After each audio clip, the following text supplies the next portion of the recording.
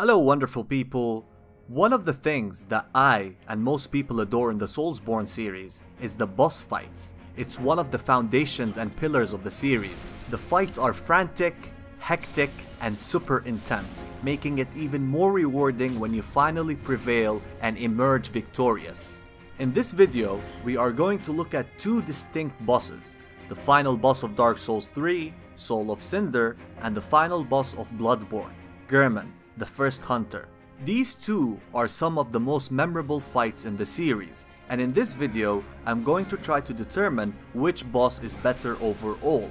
In order to determine who is better or more memorable overall, we need to look at a couple of factors. First thing is the difficulty of the fights. Let's start with the Soul of Cinder, shall we? He has two phases. In the first phase, he has 4 different styles he can change to: a melee swordsman, a mage, a spearsman, and a pyromancer with a curved sword. The quick change of playstyles forces you to adapt to his different movesets, so there's a lot of patterns that you need to learn here. On top of all that, the Soul of Cinder cannot be parried at all. In his second phase, he resets his HP and pulls out the strongest soul he has, and that's Gwyn's soul, the final boss in Dark Souls 1. His moveset here is almost identical to Gwyn's moveset with a couple of new additions and modifications.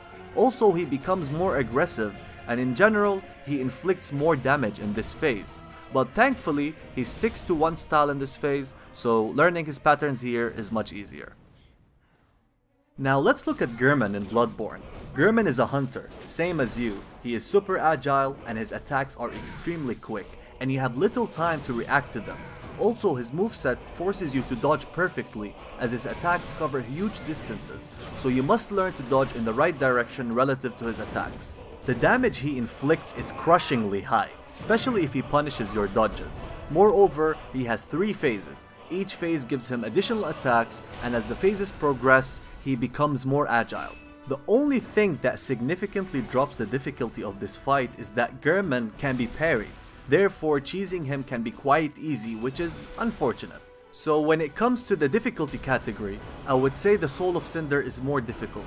However, if Gehrman cannot be parried, he will definitely win this.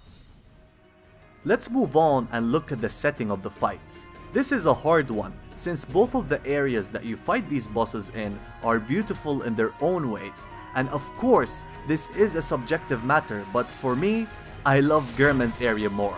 The flowers flying around the hunters, both equally as determined and powerful, fighting it out till the end until one last hunter stands, is mesmerizingly epic. Plus, this reminds me and many others of the Snake Eater's final boss, which had a similar area to this.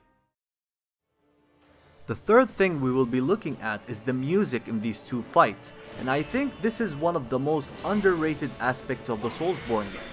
The music really ups the adrenaline rush you have while engaging with the bosses, and they usually reflect the feel of the fight just perfectly. And Gehrman and Soul of Cinder themes are some of the best in gaming, so determining which one is better is a fruitless exercise, as both of them are really good. Soul of Cinder's music is cut into 2 phases. The first phase is new, it's super epic and gives the right feels for an epic last stand.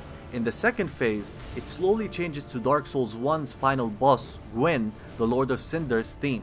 This hit hard in terms of nostalgia and is a brilliant idea from the devs. I heard that a lot of people actually cried when they realized the change of music and seeing Gwyn in the form of Soul of Cinder. Gehrman's theme is very different. It's more emotional, and it really reflects the dilemma you're in while fighting him. It makes you feel sad and happy all at the same time.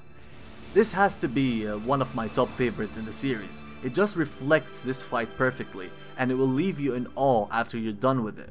Bloodborne's soundtrack never even getting a nomination for Best Soundtrack in 2015 is a shame for the industry as a whole. So which theme do I like better? I like Gehrman's one more, but just by a bit, but this always goes back to preference. The fourth and final factor is character development. This is the most important one. Let's start with the Soul of Cinder. an amalgamation of Lords of Cinder who link the flame and are protecting the first flame at all costs. If you link the flame in Dark Souls 1 or 2, your characters are part of the Soul of Cinder, which is so cool.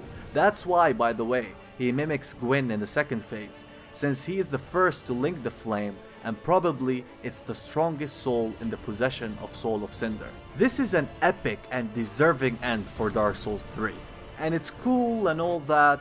However, there is no real character substance here. You never get to meet Soul of Cinder until, you know, you fight him, and that's it. Yeah, that's it. He never utters a word, so despite the epic fight, there is no real connection between our character and him. Gwyn from Dark Souls 1 falls in the same circumstances. When you meet him, he's a hollow of his former self. His glory days have long passed, but at least here he has a backstory and a motive to his actions. But again, there is no real interaction between us and Gwyn, so there is no real attachment to him. Now let's look at Gehrman, the first hunter. Gehrman is one of your first NPC interactions in Bloodborne. He will advise you where to go and gives you a bit of history about Yharnam every time he has new dialogue. Eventually, you'll find out that he is the one who started creating trick weapons for hunters and that he is a hunter himself. The place where you find Gehrman in, the Hunter's Dream, is based on the workshop that Gehrman used to work in the real world. The Great One, who sustains the Hunter's Dream, is behind the curse that Gehrman finds himself in, and the Great One is the one that duplicates the workshop by creating the Hunter's Dream, a place where Gehrman helps other hunters to hunt and reach their goal so they can escape the nightmare, which he will stay in forever and ever, for that is his curse. Gehrman's true motivation is not clear. It's sort of a grey area, since we find out that he has done some good and also some bad in the past. The best moment with Gehrman comes around the end of the game, when the doll tells you to talk to him under the great tree. Dawn will soon break. This night and this dream will end. Gehrman awaits you at the foot of the great tree. Good hunter, you've done well. The night is near its end. Now, I will show you mercy. You will die, forget the dream, and awake under the morning sun. You will be freed from this terrible hunter's dream.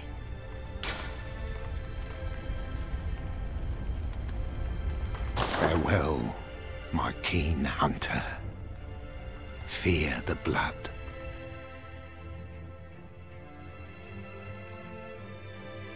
Submitting your life to him will end up in him literally decapitating you. Since this is Bloodborne and everything is so dark and twisted, this is actually one of the good endings. Imagine, since you are freed from the horrible dream, as Gehrman puts it, and you'll awake in the morning sun as your real self, never remembering what happened to you. Although, some hunters still remember the dream, like Jura, so there is still a debate if you remember what happens to you or not. Choosing not to submit your life will trigger the boss fight with Gehrman.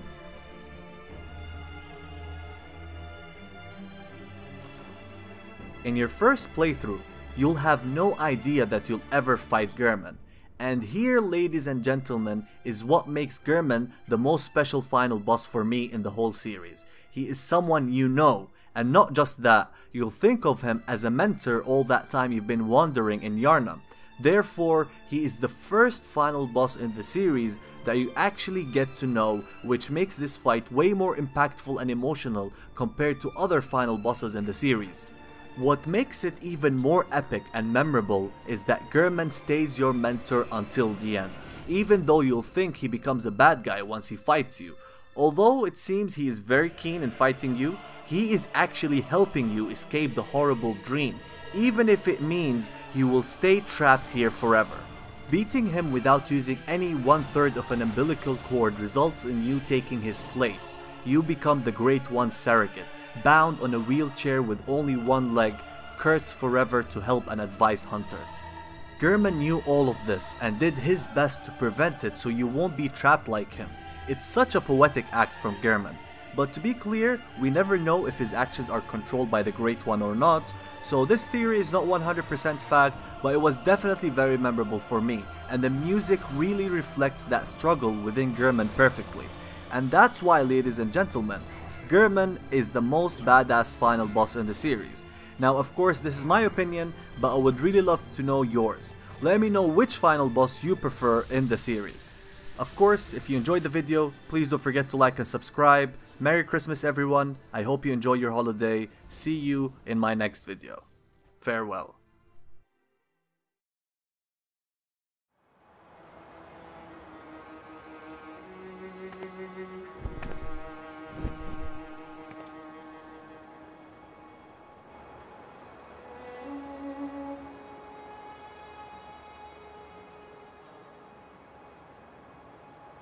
Farewell, good hunter. May you find your worth in the waking world.